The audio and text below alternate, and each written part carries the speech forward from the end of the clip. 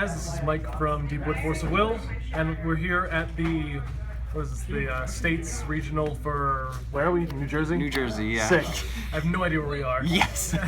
And we've got I found a really interesting deck. This guy's Andrew. Andrew, you want to introduce yourself? Yeah, my name is Andrew Pascal. I'm with Team Twisted Fate. Here's advertising for the team, and I'm gonna just go over real quick my deck. I'm gonna start with the ruler. I'm playing Alice in Wonderland, the original Alice. She doesn't do anything on her ruler side. She has judgment for any amount of will. I can't pay 0 though. When she flips, she is a 7/7, and depending upon what color will you pay, she does a multitude of different things. If you pay white, you gain 1,000. If you pay blue, you draw a card. If you pay black, your opponent discards a card. If you pay red, she deals 1,000 damage to a Resonator, and if you pay green, you destroy target magician.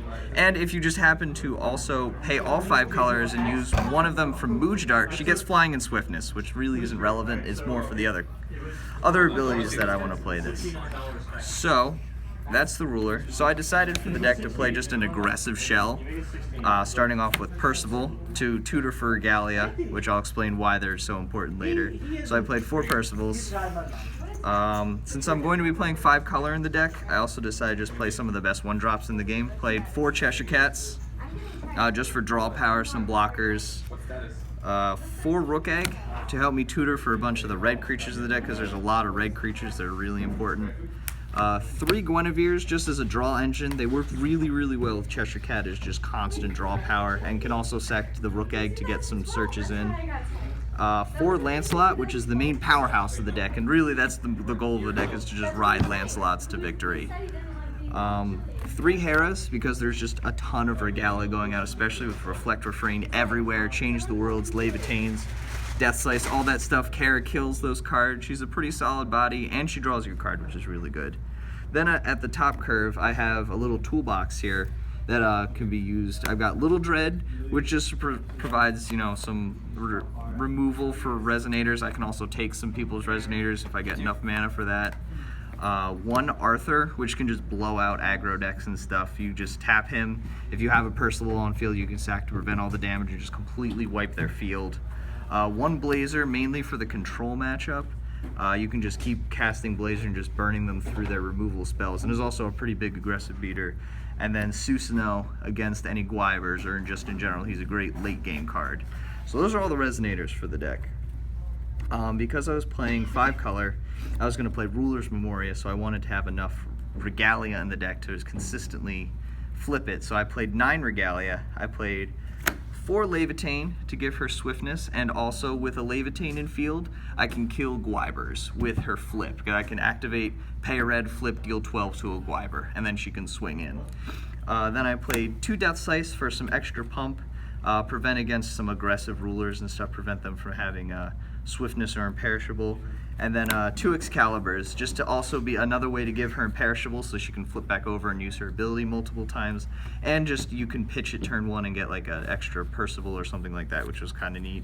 And then 1 Horn, also for pump, but also you can shuffle your graveyard back in your deck to help with the longer games. The only other spells I played were 2 Rapid Growths, which are mainly to pump Lance so that you could swing in and get his 700 damage trigger off, or just in general improve your guys in combat. 2 Ames, because they're just really obnoxious on Lance, and just really obnoxious in general, so I played 2 of those.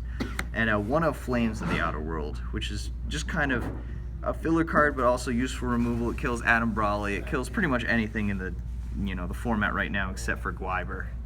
So this is the main deck. This is the 40 cards here.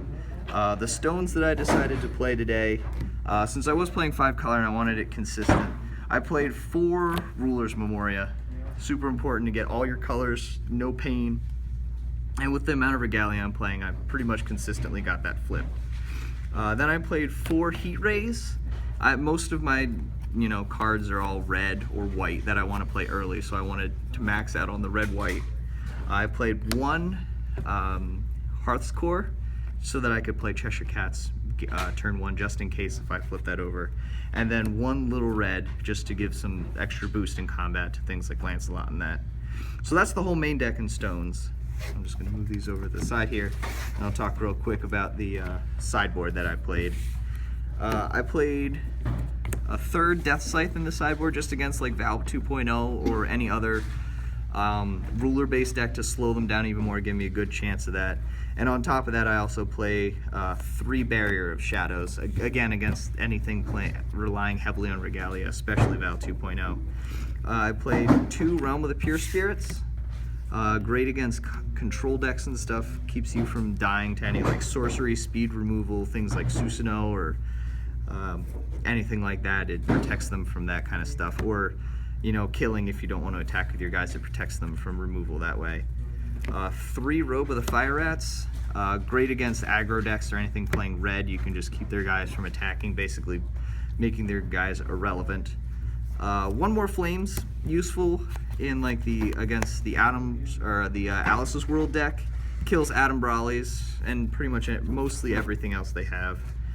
A second Susanowo, great against any deck wanting to get Guinevere out quickly, gives you another Susanowo that you can punish them really hard for that. 2 Dreams of Juliet, because a lot of decks want to side in like Robes of the Fire Rat or maybe even Barrier Shadows against us. This can kill their additions and also can dodge removal against control, or at the worst it can cycle itself to replace itself. And then I played Sylvia as just a larger evasive beating ruler, just in case they were a deck that wasn't very good against the rulers and I wanted something big that flied if they had a lot of chump blockers. And then Melgus, just as a faster, more aggressive ruler if I really wanted to focus on the ruler aspect of the deck. That's the 65 or 55, right? Yeah, 55. Nice. Any final thoughts on the deck? Anything you would potentially change? I had a lot of fun with the deck, and I was really surprised at how powerful it was. The big thing I would change is probably taking Sylvia out. She was just a little too slow to be a big evasive thing. I'm considering maybe Arla, looking into the Arla thing, and I'm looking maybe to shift around some of the Regalia in the deck.